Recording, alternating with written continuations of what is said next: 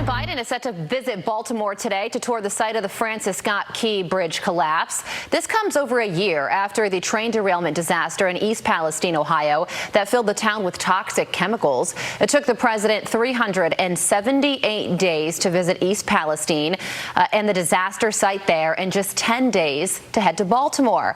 Dr. Rick Chai is an East Palestine, Ohio resident who's running for Congress, and he joins me now. Rick, good morning to you. This is, of course, not about comparing tragedies, but it is fair to analyze the president's movements and talk about the decisions he makes. So what do you think about this? Took him a year to visit East Palestine in light of the fact that this bridge collapse visit is happening much quicker.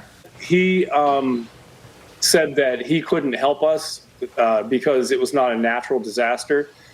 Well, the bridge was not a natural disaster either, but the government is taking care of that. They put the entity in charge that actually caused this, and that's what's causing all the problems in East Palestine.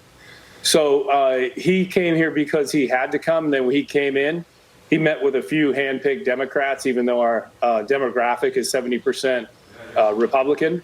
And people used to say that we were forgotten. I used to say, no, we weren't forgotten. He knew we were here. We were abandoned. Now I just think we're being punished because of the way we vote.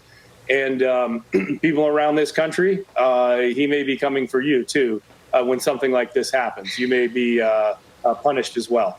Well, Rick, you mentioned the problems that East Palestine is facing. Do you know anybody who has gotten sick and who feels like their sickness is connected to this train derailment? Oh, my. What the EPA what was revealed by the watchdog group, saying that they would not help us because they didn't declare it an emergency because they didn't hear of anybody getting sick. First of all, when the CDC workers came into town, they got sick, but they did not tell anybody that until a whistleblower made them reveal that. So there's number one. Number two, who is this incumbent upon taking these records of people getting sick? I know dozens and dozens of people that have gotten ill and are still getting ill from what is happening here. So this is the biggest cover-up I've ever seen. I know President Trump, he plans on coming back to East Palestine. So the great question you just asked was, do I know anybody that's getting sick? President Trump, when you come back, talk to me, because I will set up. You spend a half an hour with the people here. Don't just talk to the local politicians or the railroad. Come talk to the people that have lost their homes. They can't go back to their contaminated homes, and the people got sick. And that'll give you a different perspective as well. Because when these disasters happen in a town, people have to talk to, yes, the politicians, but they should talk to the residents as well. Right. You know, Rick, you are right that the EPA did not declare this train derailment a public health disaster. And the folks at the EPA said that's because they didn't see any widespread illness or chemical exposure among people in the town. But it's also true that you only get medical coverage like Medicare if the EPA does declare a public health disaster. So what do you think about that? What do you think is really driving this decision?